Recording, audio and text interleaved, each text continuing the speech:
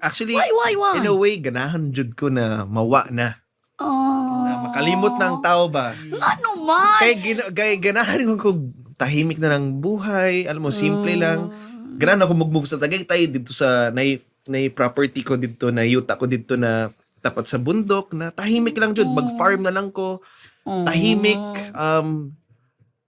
But I mean, siyempre Kasi- masadang akong fans jud oy, but ako man ganahan ako ning balik ka tungod quiet. sa ilaha. Yes, sabi ko, parang naikuwang ba sa akong na mo iwan na lang ko sa entertainment industry. Kaya sabi ko, pagbalik na ako, ako'y production company na kahit maybe in